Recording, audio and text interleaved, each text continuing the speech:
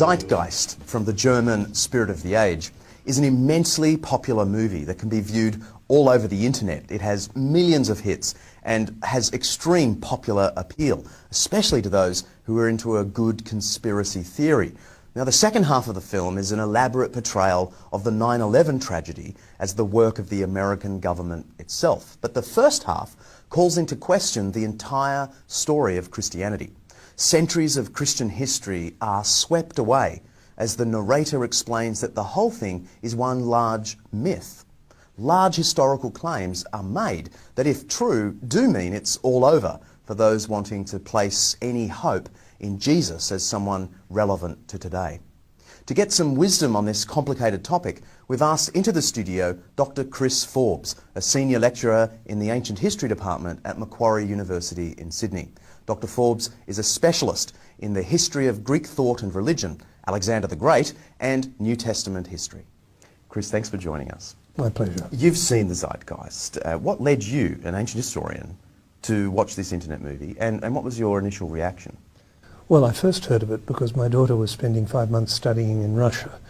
She was at St. Petersburg, and Christian friends of hers there were getting a really hard time by people making claims from the movie, and she emailed me and said, "What can you find out about it?"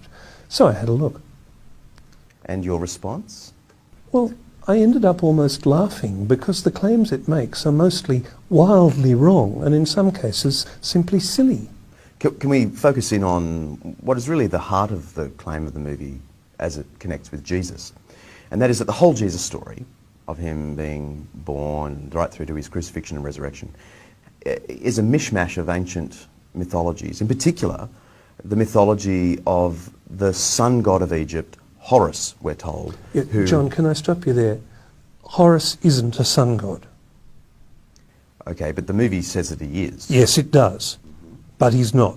What sort of god was he? He's the god of the sky. Ra is the sun god. Okay.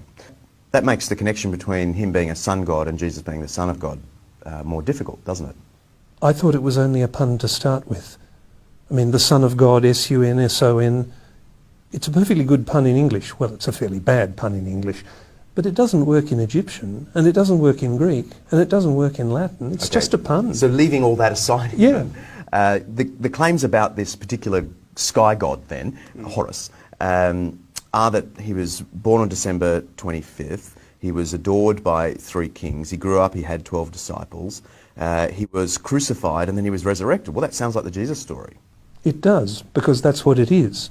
But it's not the Horus story. Oh, by the way, you left out born of a virgin. Born of a virgin, indeed. Yes, except that his mother Isis wasn't a virgin. And there's no suggestion in the Egyptian sources that she was. This whole list of parallels are true of Jesus, aren't actually true of Horus at all. The ancient sources don't mention these details?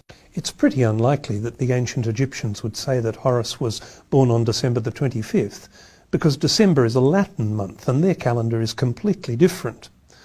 Was Horus crucified and raised from the dead? No, Horus wasn't crucified. Horus wasn't killed at all.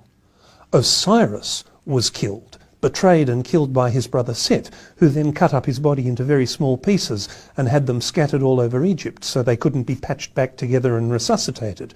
And the rest of the myth of Osiris is about Isis gathering the pieces of his body, binding them up with bandages so that he can become the first mummy and therefore be resuscitated. But all of that happens not in historical time. That all happens in the Egyptian equivalent of the dream time, in mythological time. I guess the punchline of the Zeitgeist movie, as it connects with Jesus, is that because the Jesus story is just a mythical construct, which you're saying it isn't, the movie is saying he didn't exist. He's not a historical figure.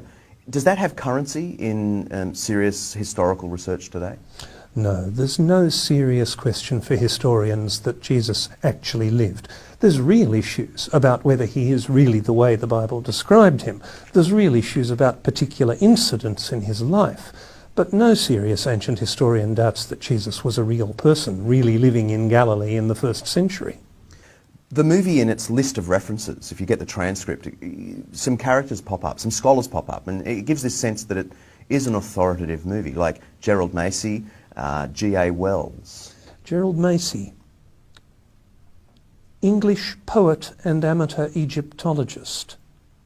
Not an expert, not an academic, not actually an historian at all. G.A. Wells, an academic, yes, professor of German literature, writer of popular books trying to claim that Jesus is a myth. But he's not a historian. Did you find any serious historical work in the list of references? Not a single one. What I found is a whole list of books claiming to be written by experts, quoting other people claiming to be experts, quoting actually none of the ancient evidence at all.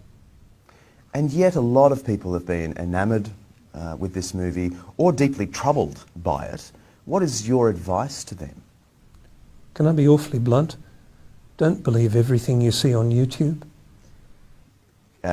Given that this interview will also be on YouTube, have you got any further advice for them? Yes. Check references.